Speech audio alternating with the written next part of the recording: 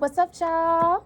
Welcome back to the Self Care Podcast. I'm your girl, Safari, and today we are hosting an episode with a special guest, my boy Ace. Hey, what's going on, everyone? This is Ace. Ace Anderson on Instagram. It's good to meet you. Yes, y'all. So just a little background on my boy Ace. He was actually one of the first few people I met in the podcast, him and Dre. And he kind of like segued me into this. So he's like, that's my guy, him and Dre. Yay, I'm glad I could be able to be that person with that effect. That's beautiful. Yes. So today's topic, guys, is going to be about spiritual. It's actually all about just spiritual alignment and really just talking about the process of a spiritual awakening per se. So we're going to get into it. But before we do, I just want to start off the show by saying this. First of all, my job of this podcast is not to sway anybody one way or the other, whether you're spiritual, religious, whatever. My show is just to provide a platform for you guys to have a sense of understanding of what that means, what that looks like. And, you know, it's really just a place for you guys a safe place for everybody to say me too. Hold on. So let's go ahead and jump straight in. Now, like I said, I just want to make sure this is going. So, like I said, today's topic is about a spiritual awakening. So first and foremost, let me just tell everybody, there is a process to your spiritual growth. And I think that with time, you end up growing and evolving and understanding what that means for yourself. But the first step is usually confusion. I'm not going to lie to you. Like, the first step is you start losing a lot of friends. You start losing a lot of your sense of stability, and it's ultimately just a journey back to you discovering who you are as a person and discovering who you are. So I want to open up the floor to Ace and get his opinion on what his journey looked like first, and then we'll start the conversation from there. Yeah, honestly, Safari, I'd agree with you about the loss of friends. Not to say that, you actively are trying to, go away from your friends. But the thing about it, when you're like, coming into any kind of spiritual journey or just a personal journey, let's just say it's a self-help journey, you're just trying to do better for yourself, that's going to look like you may be switching up your lifestyle and doing different things. So, you might not be wanting to do the same things that your friends are doing. Or in my case, it was just like different sacrifices, just like, I could go out tonight, but I know I also want to get some projects of myself done. Or I know I also just need to, maybe I don't need to drink tonight or smoke again when I know there's some really important stuff that I'm trying to get done. Can we cuss? Or is this okay? Some really important shit to get done. So now we can get real. But yeah, so my kind of like awakening or whatever, I was actually like 16. So I would just preface this with saying that, my home situation wasn't the best. Just simply because it wasn't anything too awful, but my parents were just very strict. Specifically in a certain religion. And so that already kind of limited the things that I could and could not do, including things that I enjoyed. So it was really around 16 when I only had 2 years in that house that I was like, I can't really control much of my circumstances, but I can control things like my diet. I can control things like just my activities, my passions, and who I want to become, once I get out this situation. So when I was 16, I actually went vegan. So that was kind of, I think I might have told you, that was kind of what my biggest thing was at that time. And it was that first thing, me going vegan, that's kind of like propelled me into other things like yoga, meditation, and things like that. When I was 16 years old, I wasn't really, overweight or eating too bad or anything like that. But nevertheless, I was a little careless, and I kind of felt that like with my energy. And, maybe that's just the biggest thing if you just want to kind of shift your energy. So I did that for about 2 years. It wasn't until my second semester of my first year here at KSU that I broke that vegan diet because I wanted some pizza. Look, y'all, I was hungry. I was good though. Yeah. Because here at Kennesaw, if you're a freshman living on campus, you got to get a meal plan. So I had that meal plan, and Kennesaw's dining hall is like one of the top 5 in the country. I think it still is. So yeah, I broke, but nevertheless, I did go vegetarian for like a year. Soon after I broke that vegan diet, but nevertheless, to make a long story short, even though it's already been long. It was kind of just those things with diet that then affected things, like I said, like meditation. So I would I've kind of fallen out of it now, but I was about 2 years ago, for about 2 years, I was really good at meditating. I was really good at doing yoga. I even had a buddy that used to teach yoga here on campus, and he would guide me in that. So I guess this is all just to say that it's really just up to you what feels good to you. Especially asking like college kids again with the meal plan or not. Kids who are just hungry to go vegan. That could be hard. That can be some really hard shit, and I understand that. But nevertheless, it's just about first asking yourself, who do I want to be, and why do I even want to take this journey? I think that's the most important question, because from there you get a sense of direction, and just a little bit better of an outlook, I think. Yeah, I Yeah. agree. And you know what? You touched on something extremely important. You said that like it started with your diet. And it's crazy because it can start off as something as small as that and it'll turn into like a completely different lifestyle Right, change yeah, for you. And it's exactly. wild. So from my personal experience, the first step of my spiritual awakening was like I didn't like nobody. Like I stopped connecting with people on a particular level. Like the type of friends that I had, I started to outgrow. It was like the conversations I was having just felt so like I felt so detached from them. It was almost like I felt like there was no sense of I couldn't communicate with them. So I had to go on this level of isolation. Like I was forced into isolation. So it made me feel like I didn't have nowhere else to turn to but God.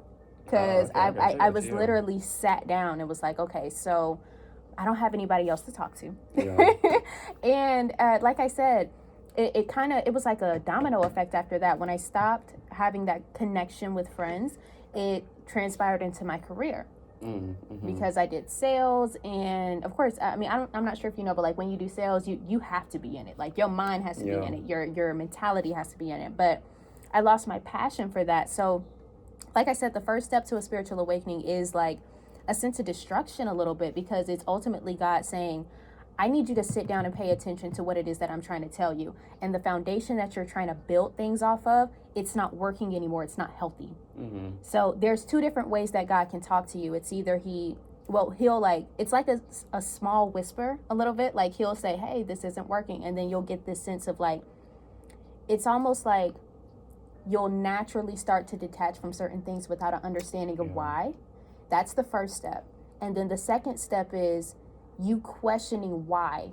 Why is it that I don't like these things? And then I feel like from there, it's like a process of elimination, because like I said, sometimes we pick up on certain habits, not because we actually like them, but we pick up on those habits because of necessity, or we feel like this is the route that I feel like I'm supposed to go in because this will make me money. This feels like the right thing to do.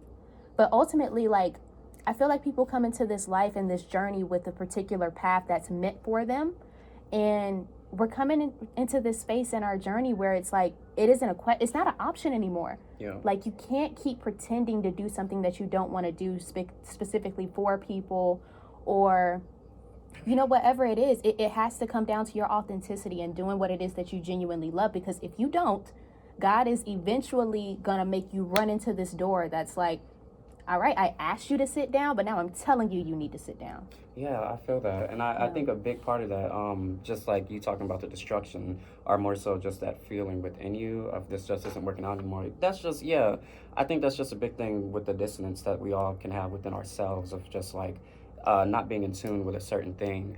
Like in my experience, I think what that was for me, if not necessarily God, it was just a sense of I'm too comfortable, I'm too stagnant, I'm not going anywhere with my life or my goals anymore. And so something's got to give, something's got to change.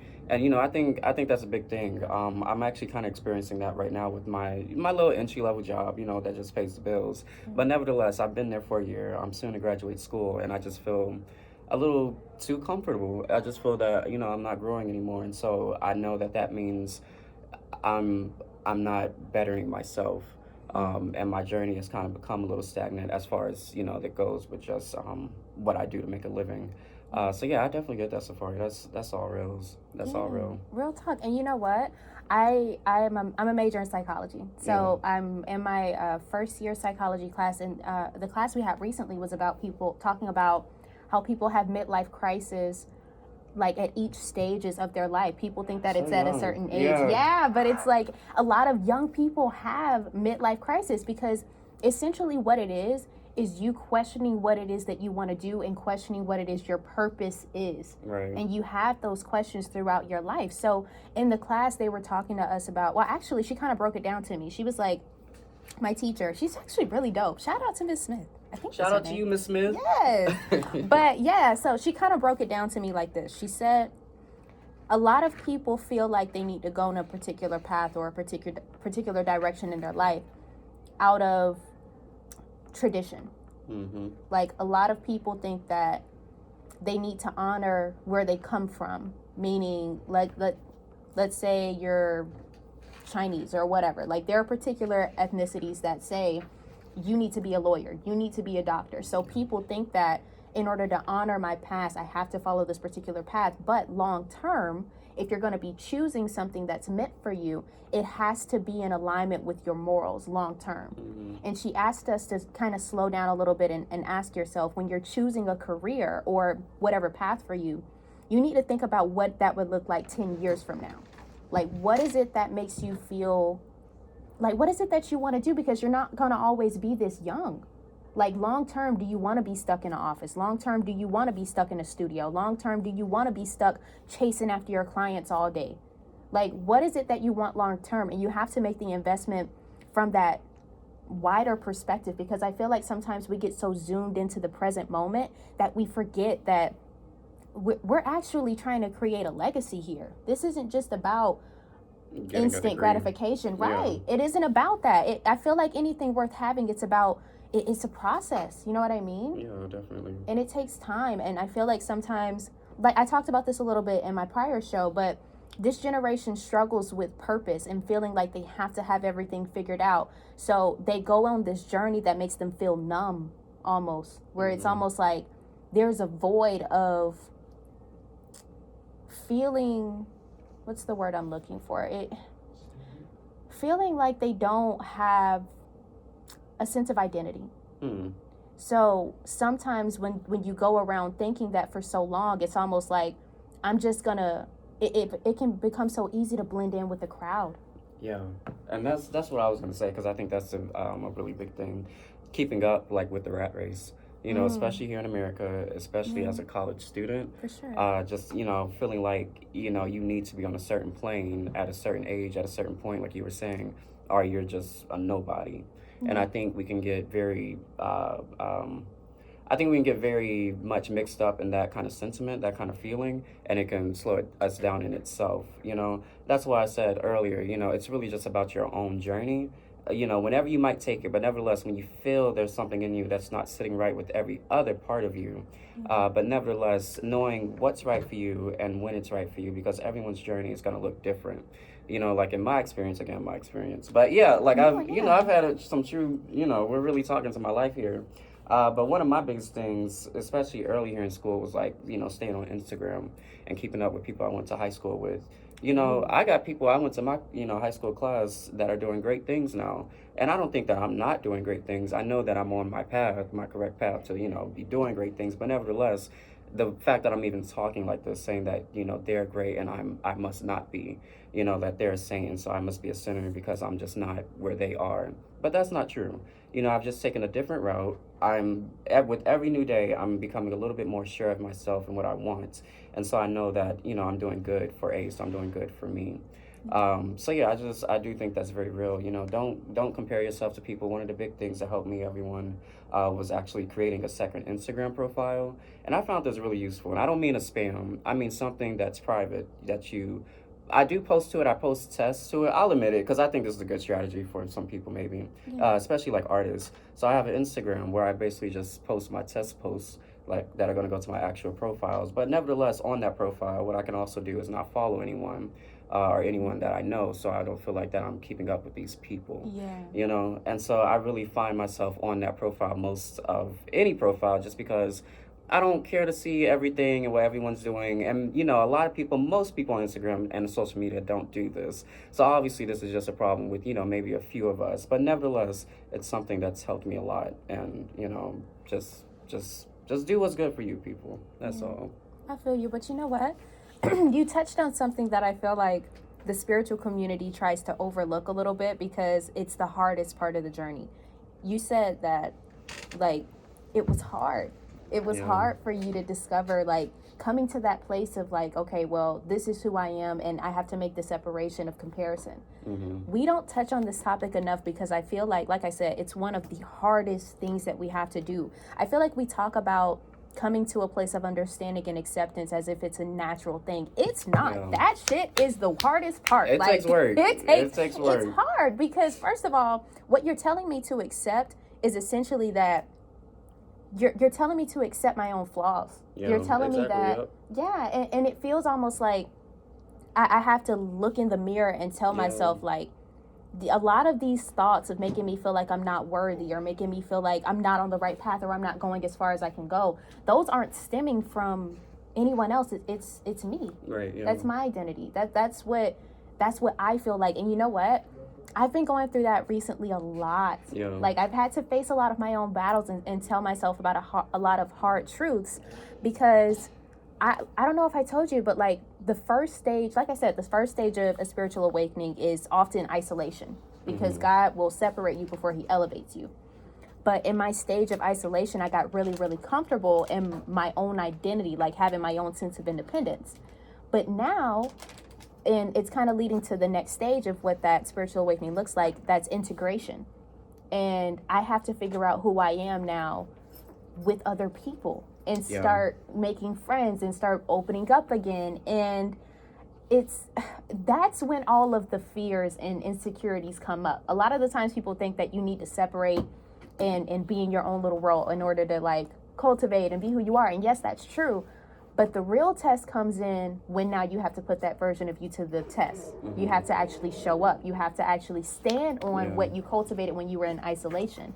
And that was hard for me. Yeah, I think that's a very amazing point. Just because people, it's easy to pledge that you're going to be the best person that you could ever be, light your incense and get on your yoga mat, when it's just you in the room. Correct. But who are you going to be when, now you're out in the real world again? And so, how you're going to respond to this, this road rage incident, to the professor that's trying you, to somebody at work that's Right. trying you, the customer cussing you out at your job, how you're going to deal with these different things. So, yeah, I very much agree with that. It's about, navigating just these different spaces that you have to go through in your everyday life and staying consistent to the person that you are, and then remembering that you're going through this journey, that you're trying to better yourself. So, yes, I absolutely agree. It takes effort. And it absolutely does take some looking into the mirror and facing some hard truths. Yeah, it Yeah. really does. And I can't look for all of my listeners out there. I feel for you. Yeah, but you doing the work, so Correct. that's why we appreciate it, because one person, one journey, one pledge to do better. That's one more thing to make the world a better place. I agree. To make it a little bit more inviting and welcoming for everyone. Agree. Yes, so that actually leads me to the next stage of this whole spiritual awakening. Like I said, that includes integration. So once God, essentially interrupts your foundation, sits you down, puts you in isolation mode, and he forces you to figure out who you are on a different level, cultivate your faith on a different level. Now it comes time for you to put who you are to the test. So integrating who you are, that like we just touched on, it can really mean you taking all the lessons that you've learned in your isolation season and now putting those things to the test, like when people do try you or when situations come up that challenge your belief systems. Like, now comes the point in time where you start asking who you are. Who do you want to be? Because there are two different versions that you can essentially show up as. You can either revert back, or you can choose to grow and evolve and move forward. But tell the people a little bit about how you chose, because it is a choice. It is a choice. You do have the option to go backwards. But choosing healing is just that. It's a choice. So how did you kind of come to the conclusion to like choose to continuously be yourself instead of reverting back? How do you do that? Well, let me first say that, we're constantly changing.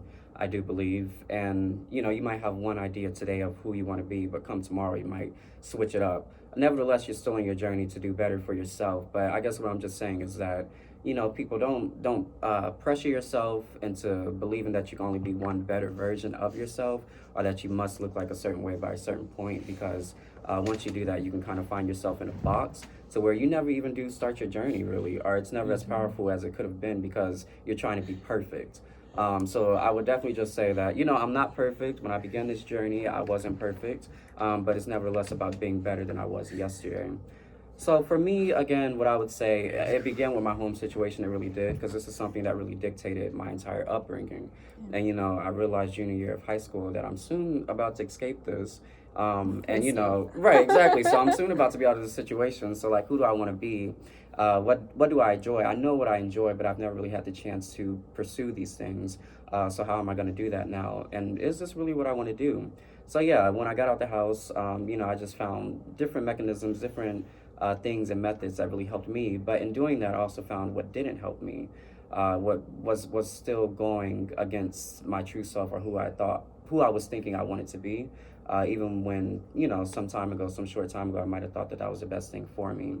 But nevertheless, I just feel like, I think time, and I'm going to admit a little bit of pressure of coming here to school, kind of really dictated, you know, how my journey started and what that looked like. So my first couple years on campus, you know, I still didn't have a car or anything like that. So my life was very much here on the Kennesaw campus. But I, you know, dived into different things that really helped me. Again, I mentioned yoga and the gym. You know, for me, going to the gym is really therapeutic. Freshman year, I seriously was in the gym 5 out of 7 days a week, because I really didn't have much to do, and it was just running on the treadmill, listening to a podcast was just therapy for me. After like a long day at school, or when I worked at JCPenney here at the mall for a short minute, or that Ross over there, it was just something really therapeutic about that. So my journey, it's looks like different things, but nevertheless, it's had this one idea of, you know, the future is always coming. And I know that I like certain projects such as video editing, you know, photography, things like that. So I also knew that I need to cultivate these skills. So that was also a big thing, I'd say, Safari, just knowing that I needed to gain the knowledge while I was here in school. You know, if I'm going 30,000 in student debt, then yeah, I got to get 30,000's worth of knowledge. I know. Yeah, it's real. This debt is real, It's y'all. bad. But I'm open about all of it, because, you know, I know I'm not the only one going through this, and I know this conversation can help somewhere. But yeah, that I would say that was it. So to put this all into one answer, time. I would say time was really what kind of brought me on this journey and whatnot. Because life is short, y'all. We don't have all day. When I began this journey, I was 18 years old. Now, after COVID and a gap semester nearly, I'm 23. So I've already been here for half a decade. And half a decade from now, I'm going to be out of here for 5 years. And who will I be at that point? You know, and I'll be nearly 30 years old. Which is just to say, again, that nothing is guaranteed. Nothing is a promise. And life is short. So for me, yes, time is a very big factor in my journey, my decisions. Yeah.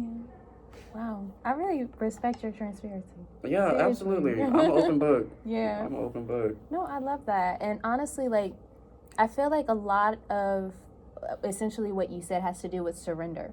Because I talk about this a lot, but one of the stages that you cultivate when you're in your valley season is you have to learn how to surrender. Because like you said, like, there are people who struggle, who feel like they have to have it all figured out by a particular age and time. You don't. And see, people talk about that, but they don't talk about the work required to surrender. And for me, I feel like surrender is something that I'm still working through, because I feel like as people, period, we have a natural reaction to want to control things. Like, it's almost second nature. If you feel out of control, the first thing you're going to do is try to cling on to the things that you can control.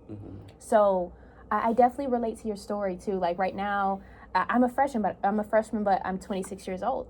Yeah. So I took a break from school, and then I came back, and like I said before, I came back really to put myself in a position of being a student again. I enjoy learning. I enjoy being in the process of it. But I will say a lot of the past trauma that I went through when I was out of school kind of affected how I showed up currently in my present. So it was hard for me to feel like it was hard for me to enjoy where I am. Yeah. And I feel like that's a hard topic that to even touch on, because there's a lot of people out there who probably feel the same way. Like when you're going through your transition season or your transition period, and a lot of us are, it can be hard to figure out what is for us and what isn't for us, because it's almost like, well, I still need time to process what I've gone through. Yeah. So, you have to also learn how to slow down, and it can be hard, but when you're always in the mindset of, I have to keep going, I have to just figure it out like right now, then you don't give yourself permission to enjoy how far you've already come. And that's hard. That's a hard pill to swallow, because you don't even notice you're doing it. You don't notice that you're in this survival mode, but that's exactly what you are. And what people don't understand is, like, most of the time you go through seasons where you lose your car, you lose your passion, you lose your purpose, you lose your sense of direction, not because God is trying to punish you, but because he's trying to show you and make you understand you're trying to fight for something that isn't even for you, or you're trying to fight to make something continuously work that I was supposed to control in your life, not the other way around.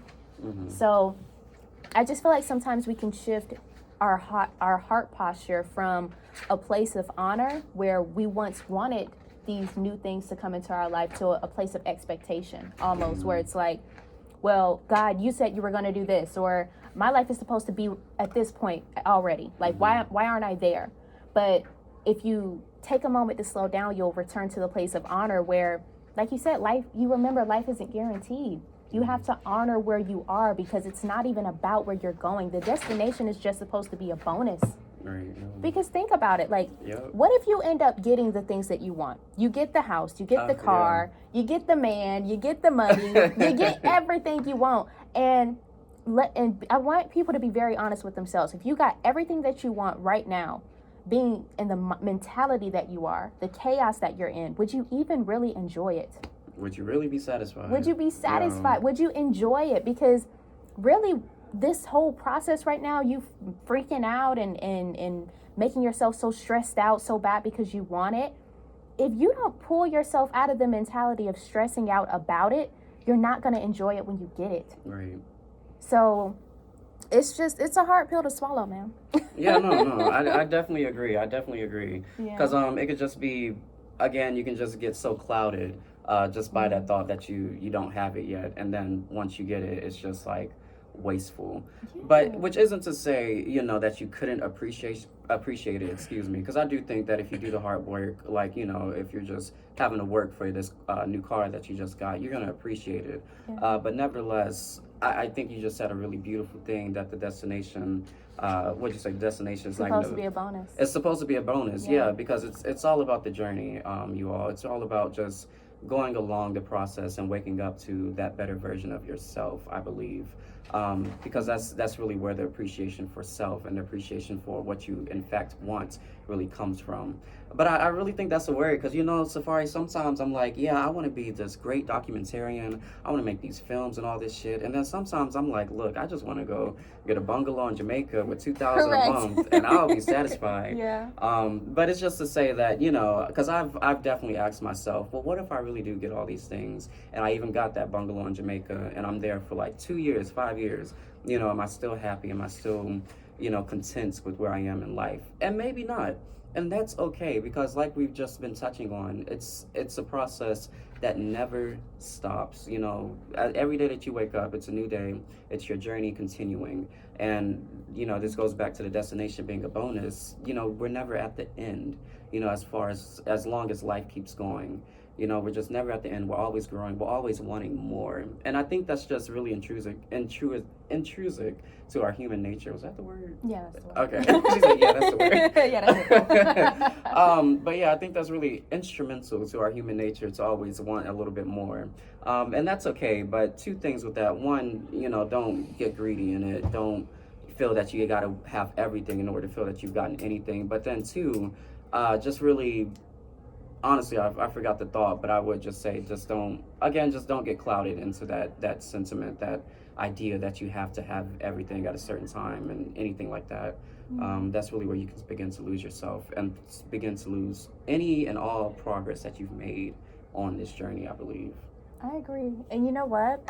A lot of the times, what the enemy will try to make you believe is that everything that you're searching for is outside of you. Yeah. But what you don't get is that journey that God's taking you through, it has nothing to do with the money, the cars, or the clothes. The gift, the biggest gift that God is going to give you is the gift of yourself. Like, you but see, that's how I feel like that's how God works. Like, he'll kind of dangle this carrot in front of your face, like, okay, you want the house? Okay, I need you to figure out I need you to become financially literate enough to be able to maintain that. Yeah. And or other way around, he'll say, okay, you want a husband, you want a wife? I need you to get into the characteristics of being a husband and being a wife. Yeah. And that's right. What you don't understand is he'll give you those things, but his goal is not that. His goal is not to, his overall goal isn't to just give you the manifestation. He's more invested into you becoming the person that led up to the manifestation. So it's a journey back home to you, because throughout this life, I feel like we lose bits and pieces of who we are, and that's natural. But some parts of us get damaged that aren't natural, like your sense of self-worth, your sense of value, your sense of knowing what it is that truly matters to you that isn't superficial. So I think that, like I said, it is important. The journey is more important than the destination, but it's having the self-awareness to recognize that you are still on this journey. So it can get hard, but that actually leads me to the next step in your spiritual, and I'm definitely abbreviating, guys. There's so many different steps into a spiritual awakening, but I'm abbreviating. So the next step is manifestation. So I want to touch on this because it's so real. It's real. It's so real. And you know what? Real. I want to speak on my personal experience. Let's talk about my Mustang. I thought you were about to say mustache. Yeah, no Mustang. I got a Mustang. I don't got a mustache. I know. That's what I'm saying. No, so I first of all, I've always wanted a Mustang since I was a kid. I talked about it. I mean, my friends can even tell you, like, I've wanted a Mustang since I was a child. I put it on my vision boards. I wrote it down. I even remember going to God and saying, like, I want this Mustang so bad. So mind you, that was when I was like I said, I was like a kid, like middle school, high school. I was like, I really want this. But it wasn't until recently that actually manifested for me. I got my Mustang. I drove it. I loved it. But then it took about maybe a year. I can't even say a year. It took about 6 months into me having this manifestation that I started to realize it wasn't hitting the way that I thought it was going to hit. And I was so disappointed, because I was like, I waited my whole life to get this Mustang. And now that I have it, I barely drive it. It's a hell of a maintenance fee. Yep, I'm sure. The gas is something else. But I wanted this. So I remember one day I actually sat in this Mustang. It was just like, well, what now? Yeah. I got the manifestation. I prayed for it. I cried for it. I begged God for it, and now I got it. It took some time, but now I have it. And now what? And I just kind of had to sit back and think about that, because it's like, it's so funny how badly we want a manifestation until we get it. Yeah. So do you have any experiences like that where you wanted something and actually got it? Yes, but I don't know that I've had an experience where I've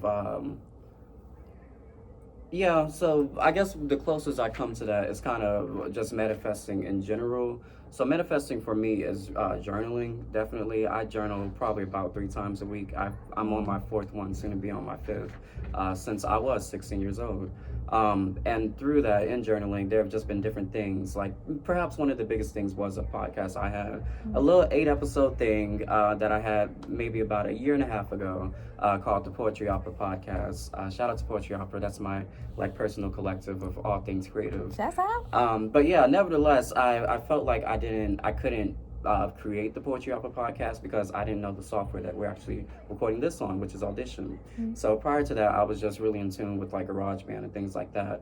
But I did begin journaling just about the vision I had for a podcast. You know, what do I want it to be about? Okay, I want it to be an hour long. What do I want in that? Okay, poetry, sure. We want to interview people. Who do you want to interview? You know, things like that.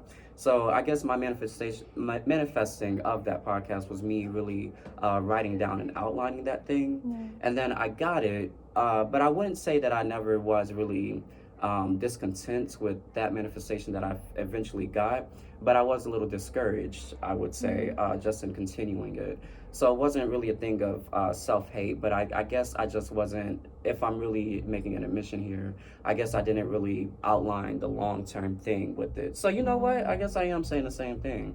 I saw myself there for a moment. When I got it, I liked it. We had 8 great episodes, but I can't really blame it on the busy life I had at that point, because if I really wanted it still, like I did 8 weeks prior, then I could have kept going. But I guess I just got a little bored with the way I was doing it. So right now, I am kind of in a manifestation stage of creating a new podcast, kind of going off of that, but one where I'm actually talking about, I guess, more so things that I like nowadays, and just doing different things on there that, you know, before I didn't really maybe understand the audience I was trying to give it to, but now I understand that, yeah, I like writing, I like fiction, I like science fiction, I like science, so these are things that I need to talk about. So yeah, I would say 1, my manifestation was journaling, and then 2, yes, I got a little discontent with that manifestation, but it was about realizing why, and then like what I want to do about that, I would say. So yeah, definitely. I love that. You know what, you said, you honestly just hit the nail on the head, really, because it's like it's such a process until you finally step into it. But you said discontent. I love that. Because it's like, it's real, when you get discontent though, you sniff out why. Like that uncomfortable feeling makes you look deeper into the real meaning behind it. And like I said, I feel like when you get the manifestation, that's why I say the destination is it can be fleeting. Because it's almost like you finally get there and the only thing you're thinking about is what next. Right, exactly. What's the next hurdle? How do I keep going? Like, so I get that, but definitely like the story you just touched on is very true, because it makes you ultimately grow up into the next manifestation, or the next the core of who you are. It makes you grow. It makes you understand the root causes behind why you go after certain things. So and of course, it's important. You know, people say if you want to do something, get something done, or especially if we're talking about self-help, the first step is admitting, you know, where we're coming from and what we don't like about it. Because what are you correcting? What are you solving if we don't know the problem of the equation? So, you know, it's a word for sure. Yeah, that's extremely dope. And you know what?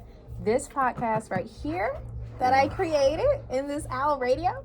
Hey, I am. Shout out to Owl Radio. Correct. Shouts out. So I'm coming up on my last episode. My last episode for this season will be Friday. Okay. So I've just completed my first season. I'm extremely proud. Right. Yay. I'm extremely proud of how far this has come, because I told Chanel this in one of my first episodes, but I just started out like recording my feelings in my living room. Like I recorded all of my content not to just reach anyone specific. I was really just recording it because it was my way of venting. Like I write it out. I wrote out how I felt, but it was something different about being able to record it and having people respond to me in a way that says like, wow, me too. I was like, oh, you're listening. People are actually listening to me. This is wild. So I don't know, like it's the fact that this journey, it really grew me up. So being on this podcast, doing this show, and coming up on my last episode on my first season, it's extremely dope to see my growth. Like every content, every video I've recorded, I have an opportunity to go back and look at and literally watch myself go from A to point B or D or Z, or it's extremely dope. So manifestations do grow you up. They do, for sure. But that actually leads me to the last step of a spiritual awakening, which is I don't know, I gotta think about this. There's a lot of different there's a lot of different phases. I'm curious to see the final step. Yeah, the final step to a spiritual awakening is like, I really want to just say surrender. Yeah. I feel like because when you go through all of these different stages of knowing who you are, having to figure out who you are and where you're going, ultimately it leads you to a level of wisdom that says that as much as I have learned, I know that I don't know anything at all. Like there's still so much to know. There's still so much to learn that I feel like the last step is just surrender. Like we have to outgrow the mentality of control, the mentality of I need to have it all figured out. Like those are things that you have to outgrow. So I think the final stage is just surrendering and coming to a place of understanding. Like it doesn't matter what I go through. I understand and trust myself enough to know that I'll get through it. Yeah, I think that's beautiful. I really love that. What was I just about to say? I'm sorry, I lost my thought. It's okay. I'm so good at losing my thoughts, y'all, because okay. I have like so many going, and they'll just cancel each other out. But yeah, I definitely feel that, you know. Yeah, it's a level of trust. And if there's one thing that I can truly speak on in my own personal experience, it's that it's not just about learning how to trust God, but it's learning how to trust yourself again. And I feel like that's what my journey personally taught me. Like I went through this whole spiritual awakening, and I thought initially it was about proving people right or proving people wrong or getting the right kind of money or finally getting to this level of status. But I feel like God communicates with you in subtle ways to make you, especially when you have moments of discontent where you realize like this isn't truly what the purpose of this journey is about. It's about bringing you back home to yourself. That's why I felt like my personal journey was about bringing me home to a place of specification for you. And I can't speak on it enough, but I feel like at the end of the day, you have to truly come to a place of surrender, because I mean, there's so much that's going to be outside of your control. But if there's one thing that God taught me, it's that circumstances have nothing to do with you. Yep. They have nothing to do with you. They have everything to do with the strength and the character that I'm building within you. Mm-hmm. So if you pay too much attention to what it is that's around you, you'll miss it. All right, story time. Because that's a word, and I like that, because basically what Safari just said is to make the best of any given situation, Right. Whether you're in the before or the after of this spiritual awakening that you might be on.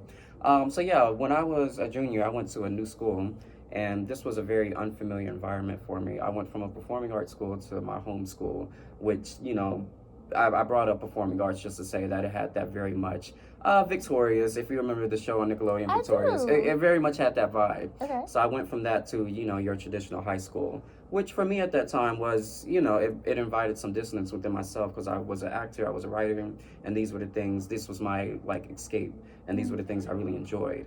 But nevertheless, when I got to my home school, I didn't like it. Like, I really didn't like it, y'all. And I remember that first week especially, and that first day just being so awful for me. Not that people were treating me bad or that I was just expecting the worst to happen, but because it was just an environment, one, that was unfamiliar to me. And so here's that word again, I was uncomfortable at this place. And then two, I didn't know anyone, and I felt a little, I suppose, lonely. But nevertheless, what I just had to find myself doing is just, again, asking myself, what do I like? What do I like that's available to me here? As in, how can I make the best of now this new situation?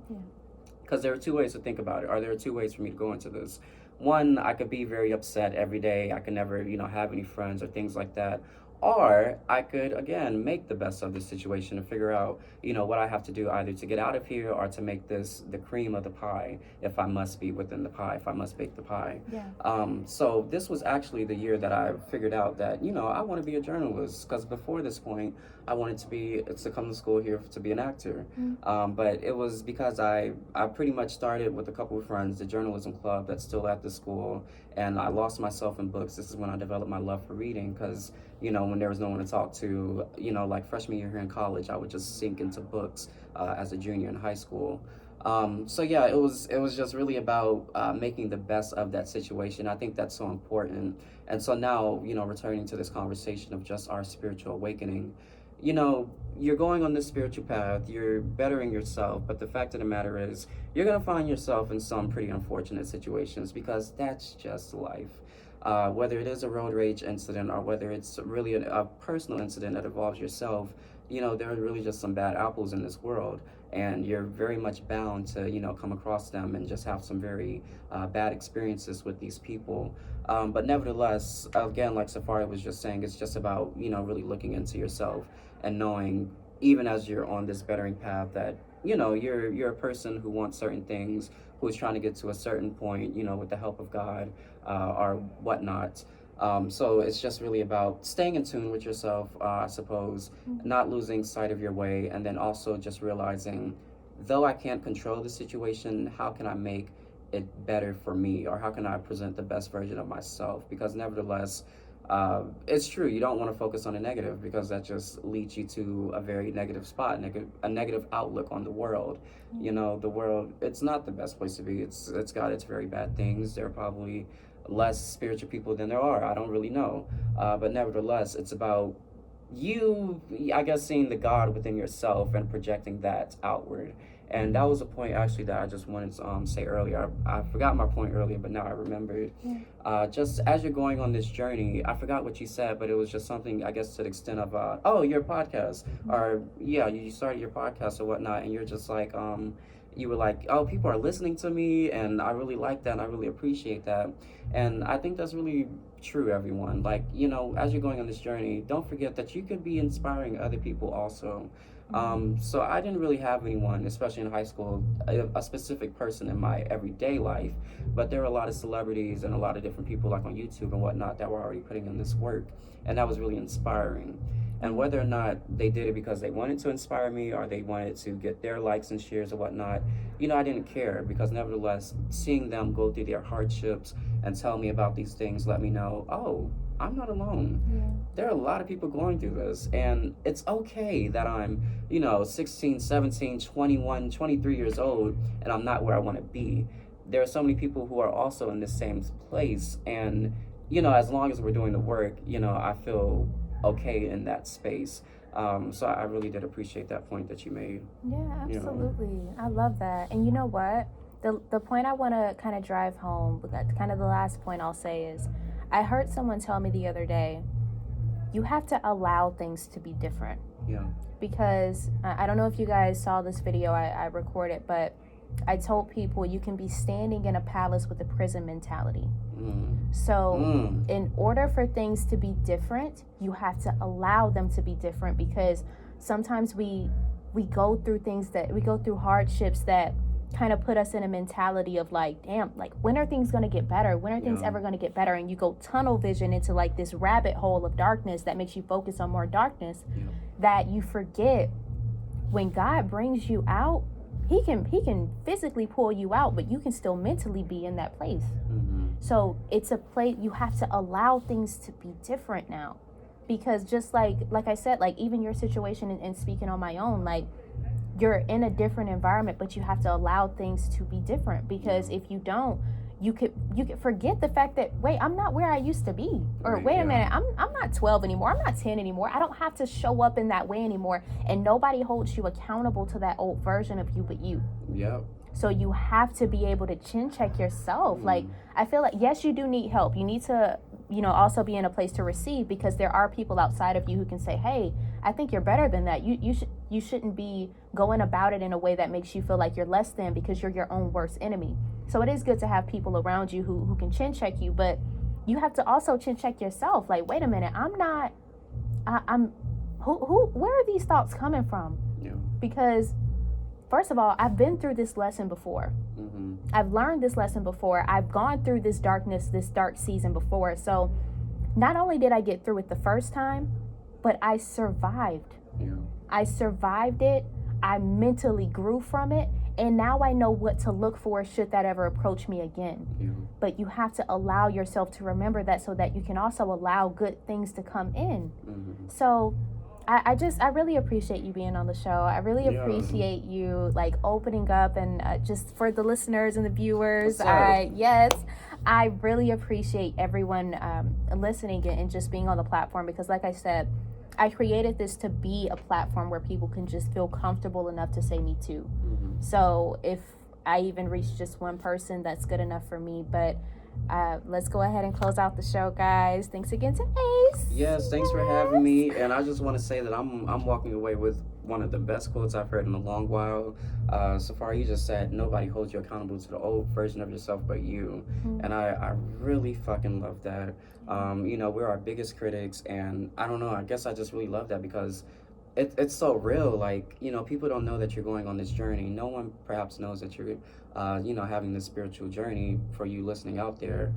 So, you know, nevertheless, go on this journey and don't feel that you can't be successful. Believe in yourself. Because only you are your biggest critic. Only you can hold you back.